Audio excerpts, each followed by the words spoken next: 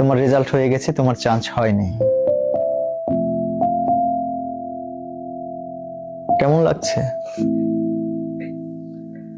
তোমার মার হাহাকারটা খেয়াল করো,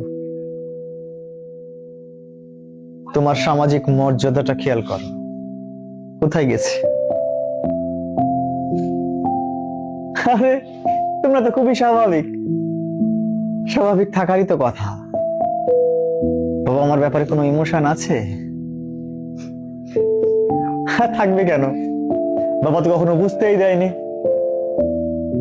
মা তো কখনো বুঝতেই দেয়নি যে তারা তাদের রক্তকে প্রতিনিয়ত পানি করে তোমার জন্য ইফোর্ট করছে, তোমার মুখের একটু হাসির দেখার জন্য, একটু খুশি দেখার জন্য রাত দিন পরিশ্রম করে যাচ্ছে, দিনের পর দিন নিজেকে যন্ত্রণা দিয়ে যাচ্ছে। বারবার রিকোয়েস্ট করেছে, মিনতি করেছে যে তোমার পড়া দরকার, তোমাকে সিরিয়াস হওয়া দরকার। আর তুমি, তোমার সেই সিরিয়াসনেস না থাকার কারণে আজকে তোমার চান্স হয়নি। কেমন লাগছে ওই বাবার কুঁচকে যাওয়া মুখ দেখে? কেমন লাগছে ওই মার দুমড়ে মুচড়ে যাওয়া দেখে? ভালো লাগছে?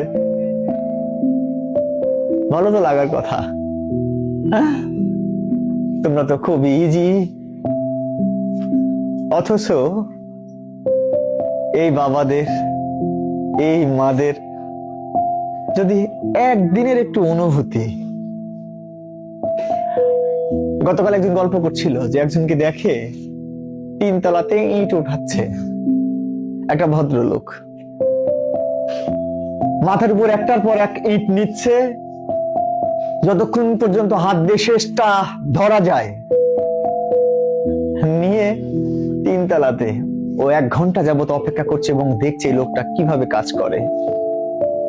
অনেক কষ্ট করে নিয়ে একে একে এইভাবে উঠছে আবার নামছে নন স্টপ। 2 ঘন্টা পরে যখন লোকটা নামলো, তাকে জিজ্ঞাসা করছে, ও ভাই এত পরিশ্রম করছেন? লোকটা ধুলাবালি মাখা রুমাল দিয়ে, গামছা দিয়ে চোখ মুখ মুছতে মুছতে বলতেছে, ভাই এগুলো করছি আমার ছেলে মেয়ের জন্য, ওরা শহরে আছে, বিশ্ববিদ্যালয়, মেডিকেল, নার্সিং অ্যাডমিশন দেওয়ার জন্য শহরে আছে, ওদের জন্য টাকা জোগান দেওয়ার জন্য। আমার মেয়ে যখন আমাকে বলে যে বাবা আমি খুব সিরিয়াসলি পড়ছি, তখন না আমার এই কষ্টের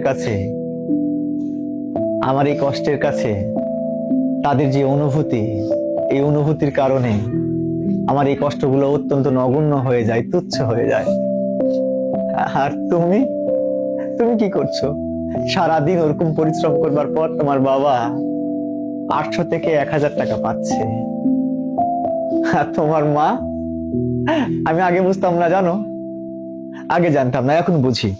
আমার সন্তানটা যখন অসুস্থ হলো, তখন আমি প্রার্থনা করি, ডাক্তারকে দেখাই, ওষুধ খাওয়াই, আর প্রার্থনা করি, আল্লাহ আমার ছেলে তো ছোট ছেলে, তুমি ওকে সুস্থ করে দাও, তুমি ওকে সুস্থ করে দাও। বারবার প্রার্থনা করবার পরেও আমার ছেলে সুস্থ যখন না হয়, তখন প্রার্থনা করি হাত তুলে যে আল্লাহ তুমি আমাকে অসুস্থ বানাও, কিন্তু আমার সন্তানকে সুস্থ করো। বিশ্বাস করো, প্রত্যেকটা বাবা মা সেম। আমি আগে বুঝিনি, আমি যখন বাবা হয়েছি আমি তখন বুঝি যে সন্তানের জন্য মায়ের, বাবার কন্ট্রিবিউশনটা কি। আমি দেখেছি আমার বউকেও একই রকম ভাবে প্রার্থনা করতে। তুমি হয়তো ভাবছো, তুমি হয়তো দেখছো তোমার মা এখন খুব অর্ডিনারি, কিচ্ছু করে না, কিন্তু রান্না তো করছে। তুমি চোখ বন্ধ করে দেখো বুড়ি, তোমার মা ওই আগুনের দিকে চেয়েছে, মনে মনে ওই প্রার্থনাই করছে, আল্লাহ তোমার কাছে যদি বিনিময় লাগে তাহলে এই আগুনে তুমি আমাকে পোড়াও,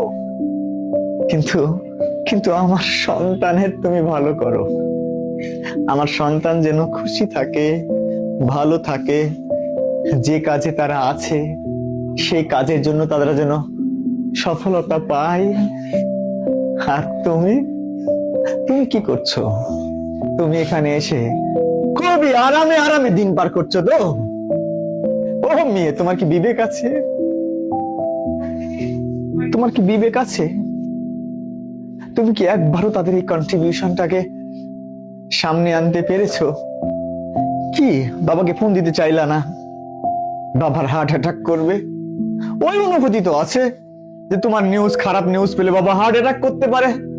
তাহলে কতটা যন্ত্রণা পেলে একটা মানুষ কলাপস করতে পারে, এই অনুভূতি আছে। কিন্তু নিজেকে সিরিয়াস করা যায় না যে 100% আমি আমাকে সম্পৃক্ত রাখলাম, এখন থেকে কোনোভাবেই এলোমেলো ভাবে সময় নষ্ট করব না।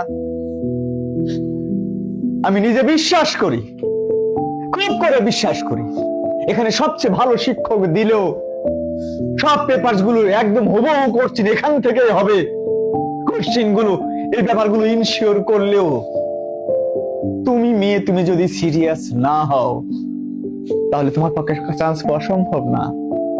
আরে আর এই পেপারস তো বাইবেল না, কোরআন না যে সব এখান থেকে সবকিছু হবে। তার মানে আরো অনেক কিছু জানতে হবে, পড়তে হবে। তুমি যদি সিরিয়াস না হও তাহলে পড়াশোনা কিভাবে হবে, কিভাবে সম্ভব? তুমি এখান থেকে বাসায় ফিরছো, বাসায় ফিরবার পরে দেখো রুমমেটরা সবাই মিলে মুভি দেখছে, তোমাকে আহ্বান করলো তুমি আসো মুভি দেখো। আরে তুমি তো সিরিয়াস না, তাই তুমি ওদের সাথে জয়েন করবা। আর যদি সিরিয়াস হতা তাহলে সুন্দর করে ইগনোর করে তুমি বারান্দায় গিয়ে পড়তে বসতে। বারান্দাতেও তারা ডিস্টার্ব করছে আর তুমি সিরিয়াস, তুমি মনে মনে ভাবছো আমি ছাদে গিয়ে পড়বো। ছাদেতেও মশা কিংবা ইনসাফিসিয়েন্ট লাইট, তোমার মনে হবে আমি বাথরুমে গিয়ে পড়বো, কারণ তুমি তো সিরিয়াস।